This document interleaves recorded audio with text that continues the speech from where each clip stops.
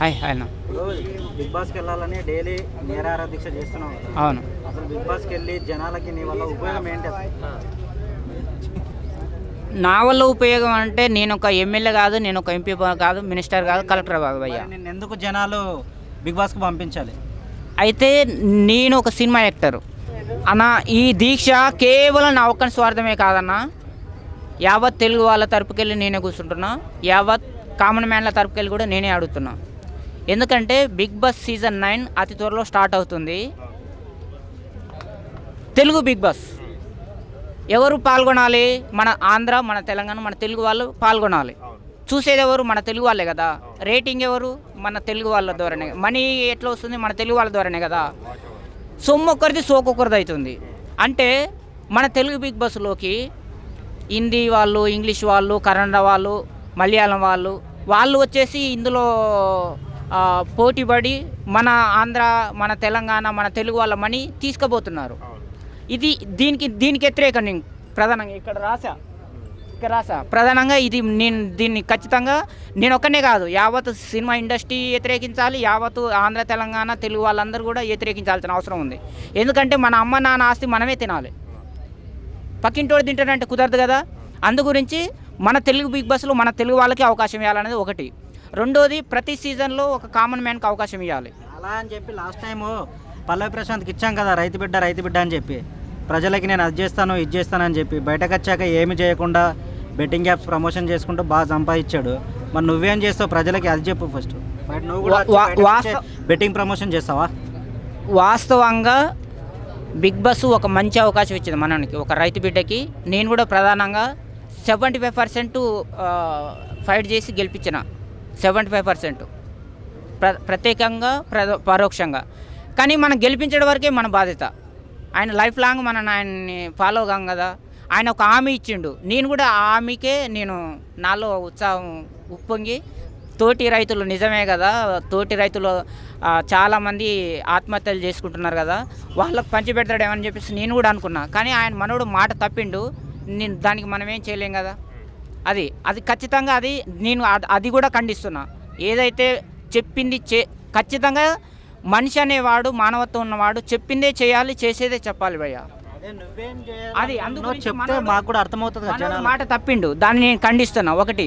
రెండోది, betting app, దాన్ని కూడా నేను ఖండిస్తున్నాను, దాన్ని కూడా వ్యతిరేకిస్తున్నాను. నేను ఒక్కనే కాదు, యావత్ తెలుగు వాళ్ళు కూడా ఖండించాల్సిన అవసరం ఉంది. ఎందుకంటే ఒకసారి ఖచ్చితంగా వార్నింగ్ ఇస్తే మరోసారి ఆ తప్పు చేయరు ఎవరైనా కానీ. అయితే మనోడు చెప్పిండు, నేను ఖచ్చితంగా చేస్తా. చేయకపోతే హైదరాబాద్ యూసుఫ్ కూడా కృష్ణకాంత్ పార్క్ పైన కుర్రుంది, భగత్ సింగ్ను ఊరి తీసినట్టు ఇవ్వండి. నాకు వచ్చిన ప్రతి పైసా కూలి బిడ్డలకి ఒక ట్రస్ట్ ఏర్పాటు చేస్తా. నా మినిమం డిగ్రీ మీ ద్వారా నాదొక డైలాగ్ ఫేమస్ అయింది కదా, మినిమం డిగ్రీ ట్రస్ట్ ఏర్పాటు చేస్తా. ఏదో నేను కూలి బిడ్డని, నాకు ఒక 500 1000 రూపాయలు నా ఫోన్పే నెంబర్ కొడతా, నేను బీర్ తింటా, బిర్యానీ తాగుతా, తమాషా ఎంజాయ్ చేస్తా, దానికి కాదు నేను ఇచ్చేది. చదువుకి ఇస్తా. కూలి బిడ్డలు ఎవరైతుందో KG to PG minimum degree trust ఏర్పాటు చేసి, ఆ ట్రస్ట్లో ఓన్లీ ఈ వచ్చిన డబ్బులు ఒకటే కాదు, నేను చనిపోయే వరకు, నేను చనిపోయిన తర్వాత కూడా ట్రస్ట్ నడిచే విధంగా దానికి ఒక టీం ఏర్పాటు చేస్తాం.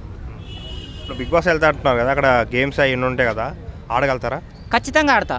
ఇప్పుడు ఇంతకుముందు పోయిన వాళ్ళు ఆడారు, భవిష్యత్తులో పోయే వాళ్ళు కూడా ఆడతారు. వాళ్ళేం పైనుంచి ఆకాశం నుంచి, చంద్రలోకం నుంచి, సూర్యలోకం నుంచి, దేవలోకం నుంచి ఏం రారు కదా. మనం అందరూ భూలోకం నుంచే పోతారు కదా. వాళ్ళు ఇంకా అవన్నీ బయలుదేరుకోలు. నేను నాటుకోడి.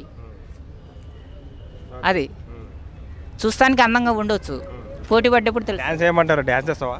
ఏదేమంటే అదే చేస్తా. తినమంటే తింటా, పండమంటే పంతా, పొరలమంటే పొర్లుతా, పాట పాడమంటే పాట పాడతా, ఆట ఆడమంటే ఆట ఆడతా, ఏ చేయమంటే అది చేస్తా. అంతే, తగ్గేదేలే. అల్లు అర్జున్ గారు రియల్ పుష్ప, నేను రియల్ పుష్ప. పోలీసు వాళ్ళు వచ్చి కేసు పెడుతున్నారు, కోర్టుకు పంపిస్తున్నారు. నువ్వు మళ్ళా ఒకసారి గంట తీసుకో, నువ్వు కూలి బిడ్డ అని చెప్పటికి మాకు కూడా నా గురించి తెలియక తీసుకొని పోయారు. పోయిన తర్వాత ఆడ తెలిసింది, అమ్మ లేదు, నాన్న లేదు, ఆస్తి లేదు అంత చెప్పేసి ఏడ్స్తే ఓకే. కానీ చట్టం ఎవరికి చుట్టం కాదురా, మా చేతులు కూడా లేదు. అది మాకు ఆ జాబ్ ఇచ్చేది ఎందుకు? మేము జాబ్ చేసి పోలీసు బట్టలు వేసింది ఎందుకే? శాంతి భద్రతలు. నువ్వు ఆడ కూర్చున్నావు అనుకో, పబ్లిక్ జమ అవుతారు. తాగోడు రాయేస్తాడు, నీ తలకాయ పలుతుంది. దానికి ఎవరికి రెస్పాన్స్ ఎవరిది? మాకే వస్తుంది కదా. అందు గురించి రోజు 1 గంట చేసుకో. గంట ఎక్కువ చేస్తే మాత్రం తీసుకుపోయి చించలగూడ జైలు వేస్తాము. కేసు పెట్టేసి ఇప్పుడు ఓన్లీ పిట్టి కేసు వేస్తున్నాము. అప్పుడు మా భార్య చేస్తాం, భార్య చేసిన తర్వాత బిగ్ బాస్ స్టార్ట్ అయిన తర్వాత వాళ్ళు పెడతాం. ఇక నీకు అప్పుడు ఏ లొల్లి ఉండదు కదా. ఒక గంట చేసుకో, గంట ఎక్కువ చేయకు. చేస్తే మాత్రం మా వాళ్ళు సింగిల్ డ్రెస్లో సివిల్గా తిరుగుతారు, సింగిల్గా వస్తారు, నేను పట్టుకొని వస్తారు. బిగ్ బాస్కి వెళ్ళాలన్నా నాగార్జున గారు చూస్తే ఏం చెప్తావు నాగార్జునకి? నాగార్జున గారికి, బిగ్ బాస్ టీంకి, నాగార్జున గారు, బిగ్ బాస్ గారు మీకు చేతులు ఇచ్చి యావత్ తెలుగు వాళ్ళ తరపుకెళ్ళి, యావత్ కూలి బిడ్డల తరపుకెళ్ళి మీకు రిక్వెస్ట్ చేస్తున్నాము. మన ఆంధ్ర వాళ్ళకి, మన తెలంగాణ వాళ్ళకి మాత్రమే అవకాశాలు ఇవ్వండి.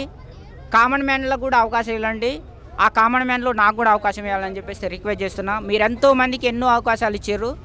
ఒక కూలి బిడ్డగా, ఒక కామన్ మ్యాన్గా, ఒక సినిమా యాక్టర్గా కూడా నేను కూడా రిక్వెస్ట్ చేస్తున్నా. దయచేసి ఒక చిన్న అవకాశం ఇవ్వాలని చెప్పేసి చేతులెత్తి మొక్కుతున్నా.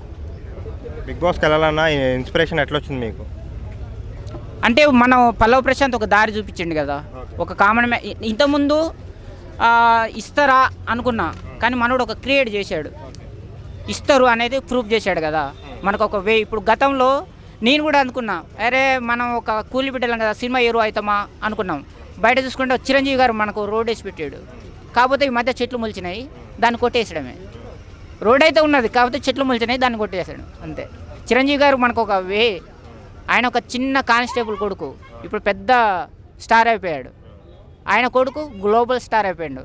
అందు గురించి మనం ఏదైనా చూసుకుంటే ఒక వ్యక్తిని ఆదర్శంగా తీసుకుంటాం కదా. మనం పోమా ఇప్పుడు నీళ్ళు ఉంటాయి, ఒక పెద్ద కాలువ ఉంటుంది. మనం ఒక వ్యక్తి అవతల పోయిండు, ఆయన పోయిండు కదా, నేను పోలేనా అనేది వస్తుంది కదా. ఖచ్చితంగా పోతాం, నమ్మకం అయితే ఉన్నది. ఎందుకంటే ఆల్రెడీ ఒక వ్యక్తి పోయింది కదా. మన చిరంజీవి నేను హీరో కాలేనా అంటే అవుతా. ఎందుకంటే ఒక కామన్ మ్యాన్ రూట్లో వచ్చిండు. ఇప్పుడు చిరంజీవి కావచ్చు, అప్పుడు జీరోనే. ఆయన ఇండస్ట్రీకి వచ్చినప్పుడు ఆయన జీరోనే. ఒక కామెడీగా చేసిండు, ఒక విలన్గా చేసిండు, ఒక సైడ్ క్యారెక్టర్ చేసిండు. అందరిని అట్లా తీసుకెళ్తారంటారా? అంటే అన్ని సీజన్లో ఎవరిది ఎట్లా తిరుగుతుందో తెలియదు భయ్యా. స్టార్ హీరోగా చేసేటాయన ఇప్పుడు విలన్గా చేస్తున్నాడు, విలన్గా చేసిన ఆయన ఇప్పుడు హీరోగా చేస్తున్నాడు. ఎవరిది ఎట్లా తిరుగుతుందో తెలియదు. కానీ వచ్చిన ప్రతి అవకాశాలను నేను ఉపయోగించుకుంటా. హీరో రాని, విలన్ రాని, కామెడియన్ రాని, సైడ్ క్యారెక్టర్ రాని, ప్రతి ఒక్కటి నా గోల్ మాత్రం హీరో.